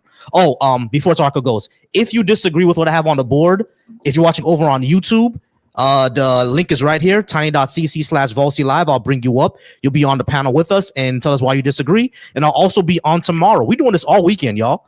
We're gonna get them mad all weekend. But Taharka, thank you so much for being up here, brother. He has a wealth of knowledge. Follow Taharka Ade on TikTok. I'm gonna convince him soon enough to get a YouTube as well, because he's also needed over there. But Taharka, go ahead and talk to us. What do you think about the conversation so far, brother? How you guys doing?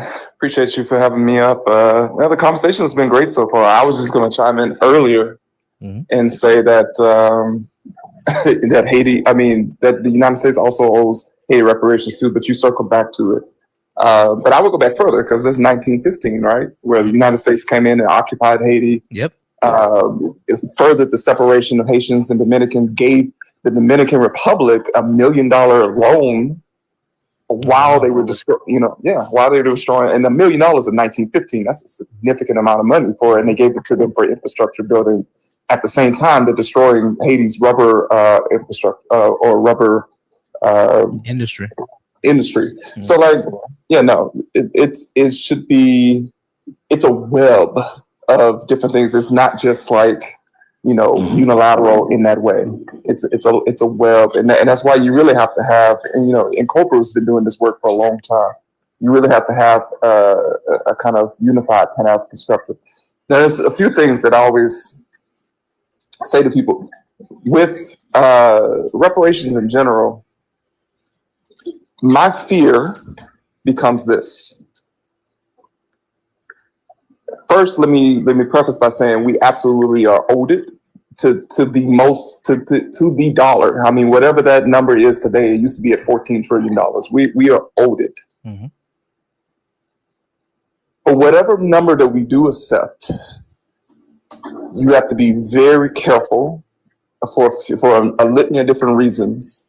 One, we don't have the social economic infrastructure to take in a city. I don't think many Black populations do. Haiti and a lot to take in that much money, if it is cash, and to actually be able to do something with it. I think there's going to be some positive things that are going to come out of it. Like I don't doubt the at all what African Americans specifically would do with the money. But what I'm saying is, if it becomes problematic in that way, you lose one thing.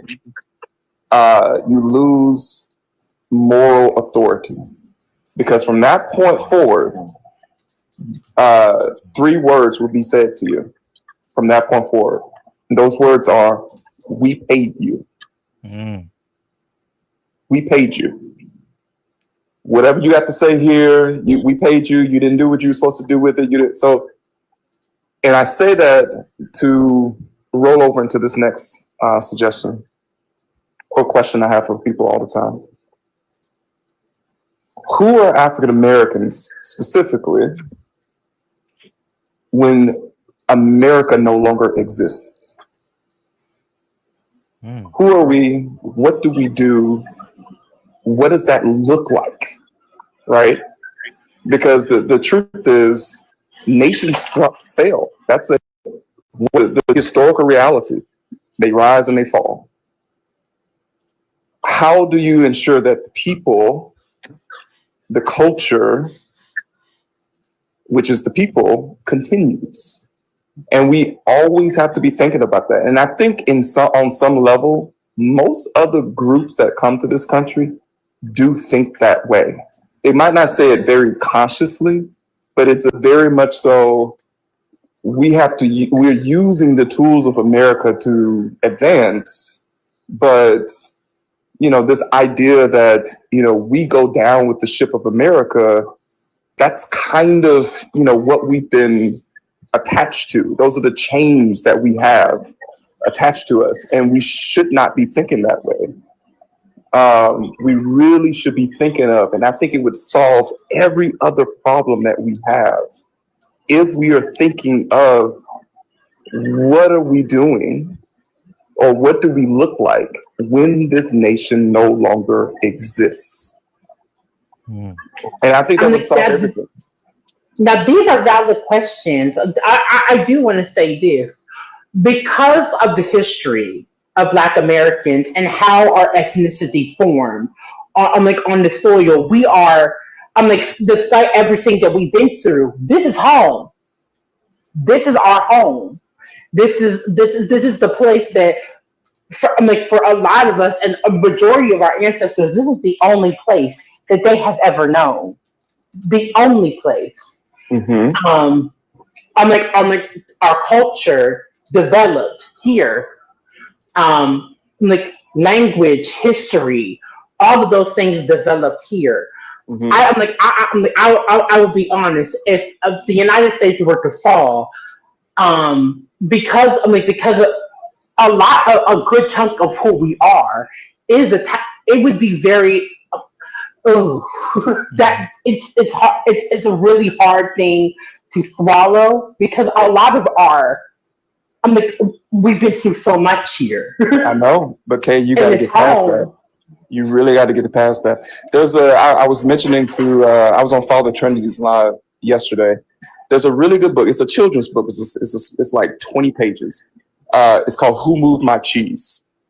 And the story is essentially, there's like 2 little humans, 2 mice, and they're in this maze. And this maze is their home. This is all they've known. There's all, and they know where to go and get their food. They go to this one particular place in their home to get their food.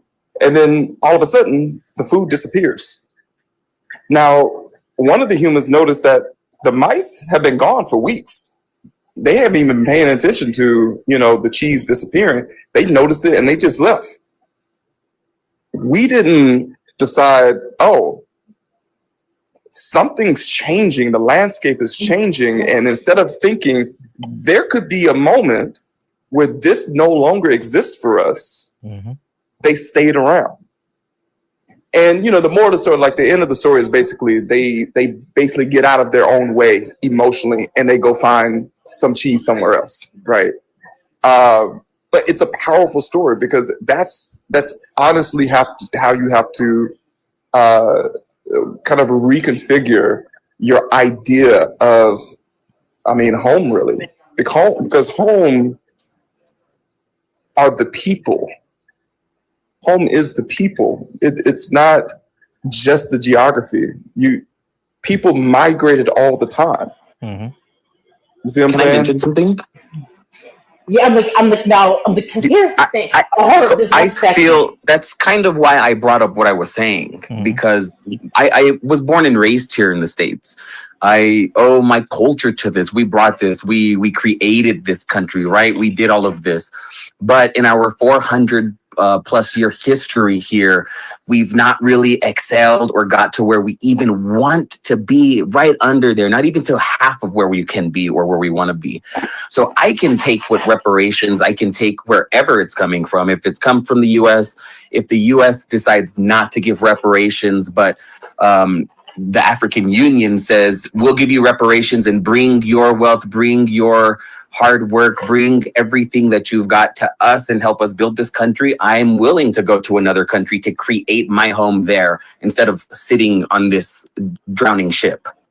Because it's never going to be peaceful here, ever, even after reparations. Like to talk that is actually a good question to bring up, because I think this was a discussion that happened maybe 5 years ago with a few, I think online, and a few of my friends too, where people were saying, if America declines, if things start to go awry, what happens? Like one of my friends who's African American as well, he said that, bro, you can go back to Haiti and you'll be all right because you speak the language there. I just gotta stay here. You know what I mean? Now I told him, I'm like, bro, you my brother. You gonna come with Haiti with me. I'm not gonna let you stay here. You know what I'm saying? You coming with me. But I understood what he was coming with. Like, this is my home. We have this is our home. Yeah. Home everywhere is turmoil. Like Queen of Trio said something that was profound to me. She said, this is home, but it's an abusive group home. Like, we are attached to the US of A because we are Americans, rightfully. We've been here forever. But it's to the point where if we're on like you said, at what point do you get off a sinking ship? Like, both these parents migrated because Haiti wasn't, giving them the resources in the community that they needed to thrive. Like, at one point, can we say for our generations, we might have to relocate and do something else or go somewhere else? But who's to say when we do relocate collectively, what's going to be there? Because we've seen what happened with the Great Migration, both of them. We've seen I'm a product of the Great Migration. With Reconstruction. We've seen this is home, but it could be an abusive a group home. And it's like I was saying earlier today to my neighbor, to understand Black people in America and how we interact with the status quo, we have to understand narcissism or narcissistic abuse. We have to understand that no matter what we do, they are going to demonize us for our reaction to anything that goes on with them. So there's never going to be any justice. There's never going to be I don't say never, but it's going to be it's going to take more than what we've done previously. All the marching and shit, the talking, that's not going to happen. We have seen time and time again, this country doesn't respect anything but blood and money. And if we're not willing to spend money, we must, let me shut up. But you know what I'm saying? Like, but there's a lot of things that's keeping us from that. We got Christianity. We got, oh my God, but this, well, we got all this bullshit. Like, we have a lot that's keeping us from saying, look, enough is enough. Everybody want to act shocked when something happened, when this shit has gone on over and over again. I've been here over 3 decades and people, oh my gosh, I'm so shocked, Chelsea. Can you believe it? Hell yeah, I can believe it. 3 years ago, what you talking about? Every day, and girl. I believe it. Like, we want to act, we want to feign like we just so shocked and oh my gosh, don't want to talk about the elephant in the room. At this point, we are aiding in our own abuse. Absolutely. It's Stockholm syndrome. I'm sorry, can I just add one more thing, y'all? Now here's one thing that I would say. Even though like we've all been here for years, there's a long history here, but America is literally only 250 years old. When the Chinese civilization lasted for 5,000 years, We don't know what's going to happen 200-300 years from now, right? Because just like how Taharka said, things are going to decline. But remember, the China was ruled by the Manchus, then the Han, then the Mongolians, et cetera, throughout all their history. Our grandkids could rule this country one day. You know what I'm saying? Now, it could happen in 500 years. We're not going to be around to see it, but that could be the case. They're the ones who are going to be taking over. You know what I mean? So, my bad. That's even my point. Our ethnicity, because of how it formed, is literally, and when it began to form, is older than the country. Yeah. I'm like, what? And it's really crazy a lot of times to think about because it feels like forever, to be honest. But I'm like, it's been actually a very short time for a major ethnogenesis, like what we have gone through, to take place. It 400 years, and I'm like, in the scheme of it's actually not a long time. Yeah. It is not. I'm sure it's kind of like similar timing for the Caribbeans too. Yeah. But yes, the amount of time, and the things that have come out of it. I'm like to the point, I'm a product of the Great Migration, right? So so even though I wasn't raised there, I have a major attachment to Tennessee because that is where my people are from. That is where my family is from. That is where I literally was just on Ancestry.com and literally traced my great-great-grandfather. And that was crazy. It came, by the way. Literally just did that. Happened in 20 minutes, actually, by the way. I'm like, it's amazing what you could find out with the census. You know what's crazy about that is that I actually have a cousin in New Orleans. She's like my 4th or 5th cousin or something like that.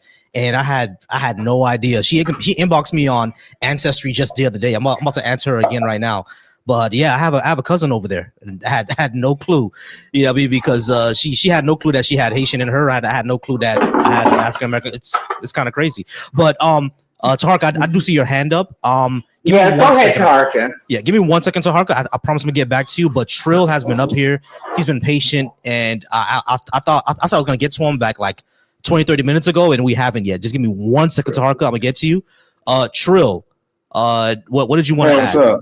I'm all right. I want to add that when it comes to the reparation stuff, I always find it funny how, like, when people when people want to make a deal, like, okay, let's say I do it, okay, like their proposal was always a penalty. Mm-hmm. You know, you ever notice that? It's like, okay, we'll give you reparations, but you have to leave America. Mm-hmm. Why?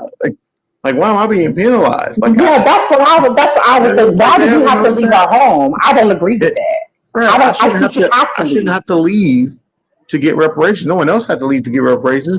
Jewish people didn't have to leave Germany to get reparations. Japanese Americans did not have to leave America to get their reparations. No one on this planet, and that's my major leave point. a country to get their reparations.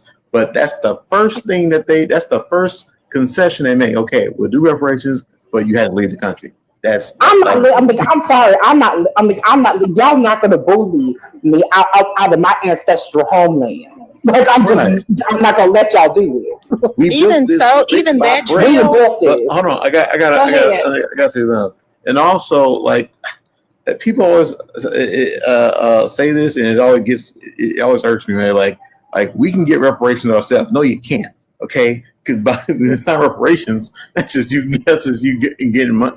That's just you earning a living on your own, and we can already do that. Like that's not the whole entire point of reparations is that someone harmed you, and they're paying you monetarily, primarily, but also in other ways, to repair what they broke, basically, right? So, like, and people are like, "Oh, well, I don't need it." It's not charity. Reparations is not charity. It's an investment. It's a reinvestment in the group of people who are harmed by the government primarily. It's not a private it's not a private matter. It's a government matter. And if anyone has a problem with that, sucks to suck, because that's what you said to us when we were going through what we were going through. So you disagreeing with it has nothing to do with anything, because you're gonna pay it just like we had to work it and be harmed by it. So yeah, sucks to suck. Now you see how it feels, and it's not a penalty; it's a reinvestment. It's the government repairing us for the harm that it not only caused, but actually created policies to ensure happen. Right? So like people have to refocus and reframe and make sure everybody understands exactly what we're talking about and what we're asking for, or rather demanding for. When we have the conversation. Otherwise, we just start having people saying silly stuff. I mean, this that's all I want to say. I was saying. All good. All right, to Harka, you had your I hand think up. that's profound. Like I really like what he was saying, to be honest, and I feel like that needs to be acknowledged, because the white slave owners, they got reparations and they didn't have to do anything. Like they got reparations for losing their property, thus us. And they moved to New York. Mississippi was once the wealthiest state in the country, and after the antebellum slavery, they all moved to New York. Like that old money is still there from the South. They got their reparations plus some. Mm-hmm. Well, because so that is my thing, and that's what I think. Trill extended what I was trying to say further. I do not believe we should have to leave our home. Because the reality is this is the land that all of majority of my ancestors have laid. I have died on, have suffered on, have bled, have suffered, have risen up. I'm sorry. I'm not leaving my home. I think the caveats are disingenuous, to be honest, because nobody else was faced with a caveat. The natives were, but we see how that happened with them. They are on reservations, suffering. But I think that like the caveats are just like, I hate that. Like why? Because like you said, Trill said the Jewish people didn't have to deal with it. I said the white slave owners didn't have to deal with it. None of that had to. None of that happened. Big Beige, what the fuck are you talking about? And stop cosplaying like you black, because everybody know you white. Maybe they don't, but you white. You've been on other panels. You are a white person. Big Beige, yeah, he's a white. Okay, yeah, we'll ignore Big Beige for now. Can I just ask one question to everyone? Yeah. Go ahead. Queen, just real quick, because I want to Harka and Sir has something to say as well. But go ahead. What was your question? My question is, I think I'm approaching it more from a once again, like a practicality, like how it happened, like I'm thinking about it in motion, and it just doesn't seem right. And therefore I just don't even like to entertain the idea. So, we use the analogy of, it being a narcissistic relationship, and in any narcissistic relationship, you're never getting an apology. You're never getting reciprocity. You're never getting, like a honest and heartfelt, empathetic apology. Like you're never getting your time back. You're never getting what you put into it. So it's so, using that same analogy it's useless to even expect fairness, to expect, just fairness, not even repayment and to like settle the score. But I don't think anyone is expecting that at all, though. I mean, like, we know who we're dealing with. We're dealing with literal devils here. So like, no one's saying like, oh man, Americans going to treat us right. They haven't treated us right since we got here. So no one's saying that. Like, I don't care if they apologize or not. I just want my money. All right, that's it. All I want is the infrastructure. All right, I don't need them to apologize. I don't need, because I know they're not sorry. I'm like, hey, listen, we got away with it. We did what we did, and see how wealthy we got. They don't care about us, and we know they don't. So like, like reparations. I don't think we're under any delusion of that. Yeah, I'm saying like reparations is inherently impractical. Like no one, but a lot of great things that humans have done or achieved or gotten other humans to do is impractical. Hell, slavery was impractical, right? But they made it happen. So like, it's not about like we can't basically what they call I forgot what it's called. Basically, like try to scare yourself out of something. Right? I mean, like we have to be brave and have courage like our ancestors have, and fight for what we want. If we want reparations, we need to do the political work of making that happen. No one says it's going to be easy. No one's going to say that white people are going to feel sorry, like they're not, and I don't expect them to. I just want my money.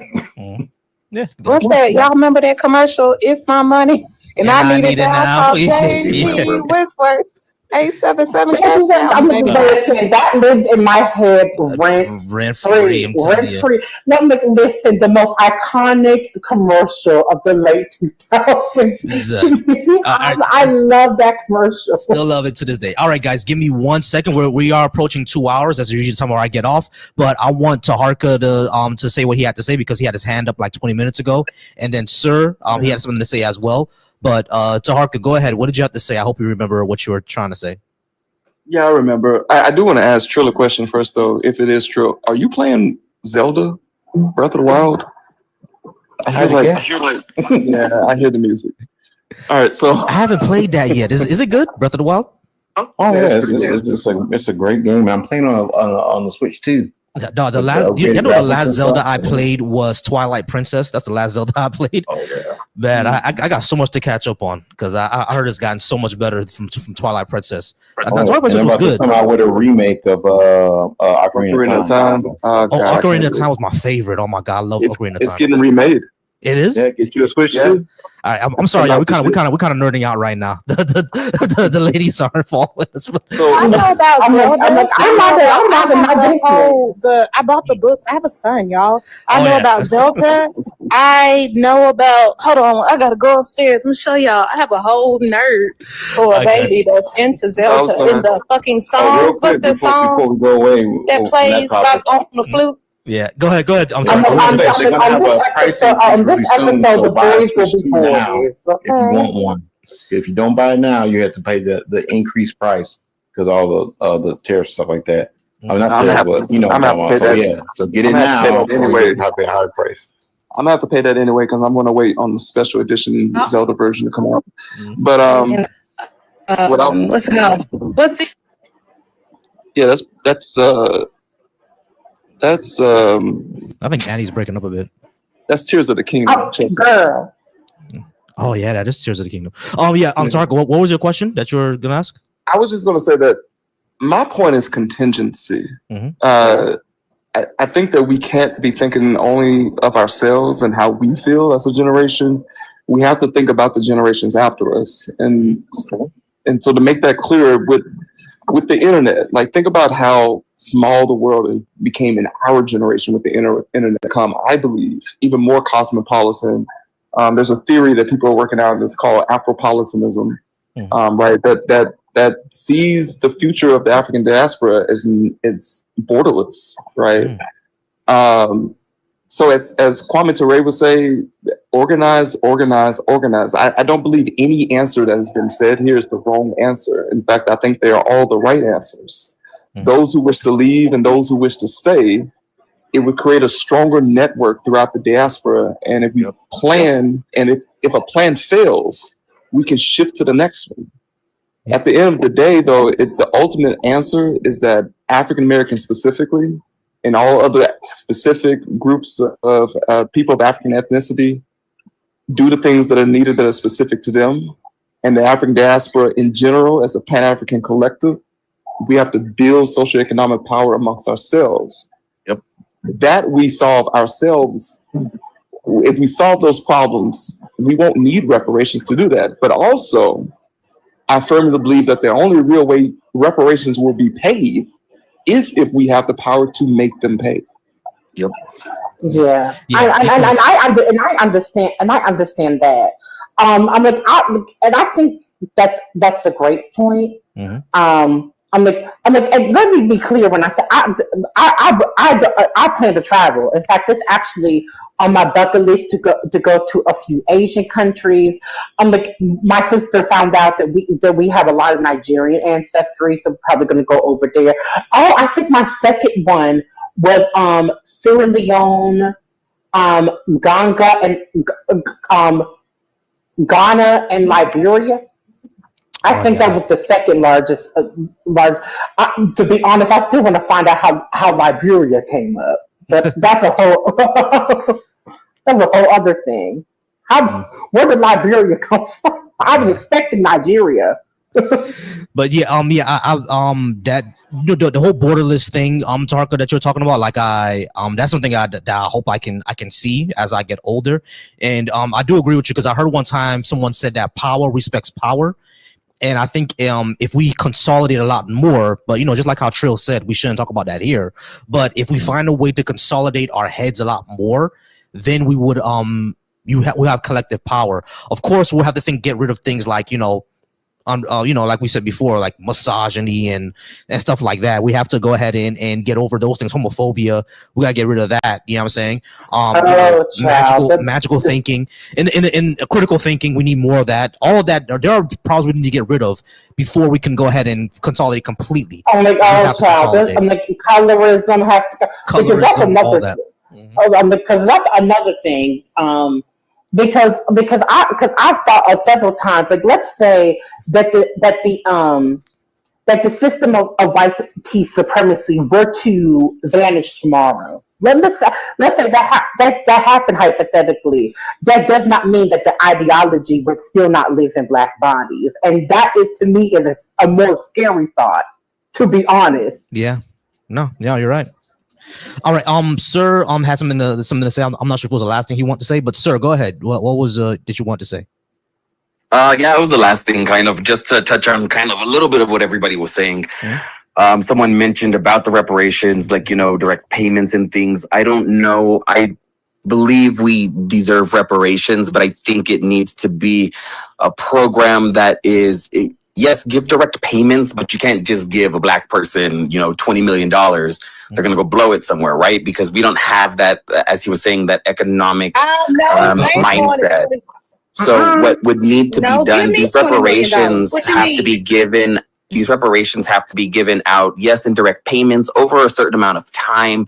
But most of those reparations have to be embedded within our society. It has to be building our infrastructure. We have to, as a diaspora, change our mindset. You guys are saying, like, we have to get rid of all these phobias. We have to. We are the only group of people in the world that cannot afford to hate another group of people, because we need ourselves. So when we are outside, we can't hate on each other.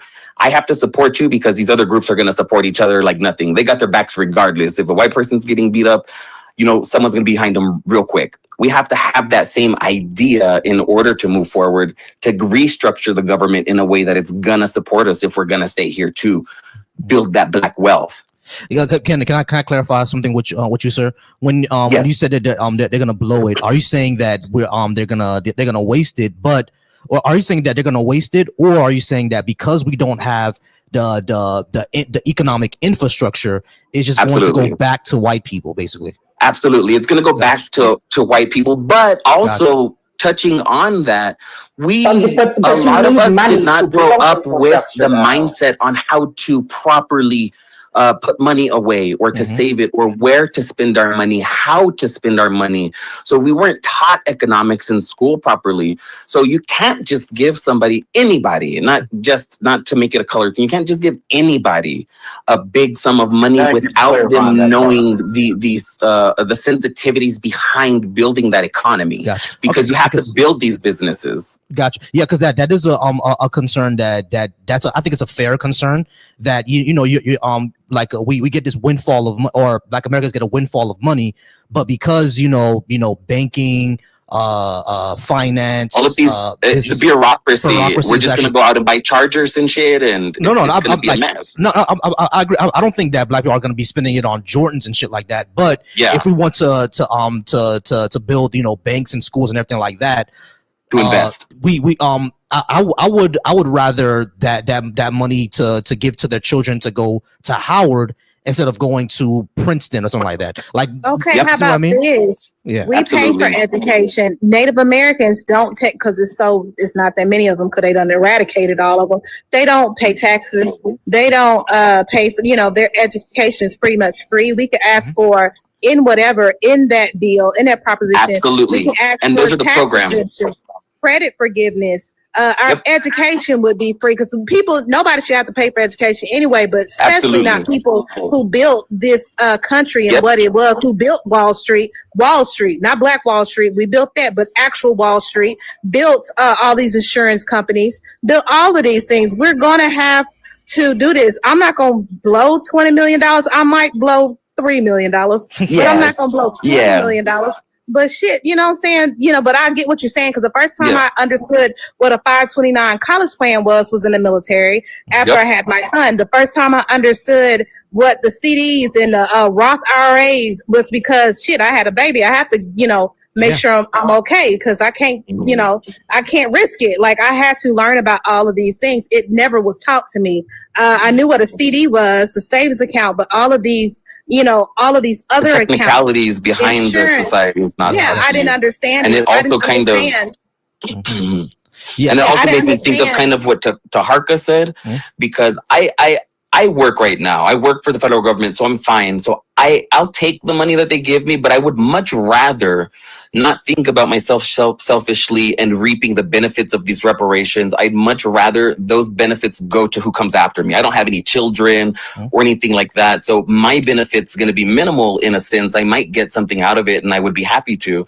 But my concern is more so my nieces and nephews, their children that are going to have to benefit from the change in this. Right. So like it's the concern that sir is bringing up, and I share some concern that when and like the money's is gonna come in, but instead of us spending that money on our own insurance company, it will go to Geico instead, and it should go to our own insurance company. So so because we need to set up that infrastructure first, let's when those reparations come in, set up our own Black version of Progressive and Geico instead of going out to get a car and then getting Progressive and Geico.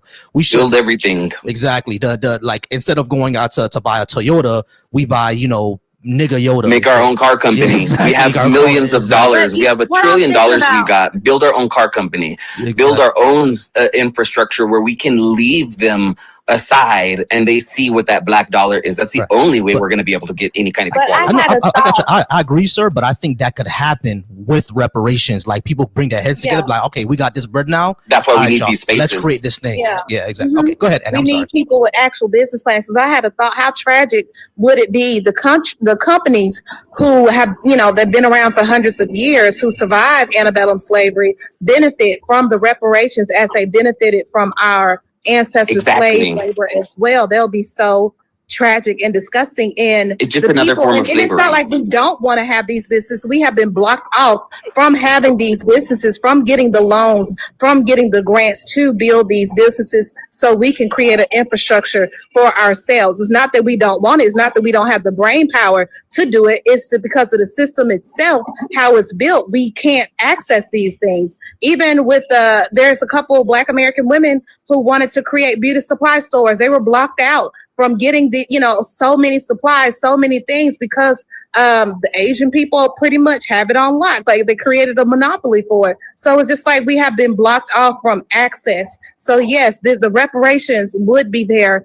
to create access, not to infiltrate, not to put the money back into the systems that have benefited from our woes, from our pain, from our suffering. It's almost as kin. If that was the case, then no, but we need it anyway.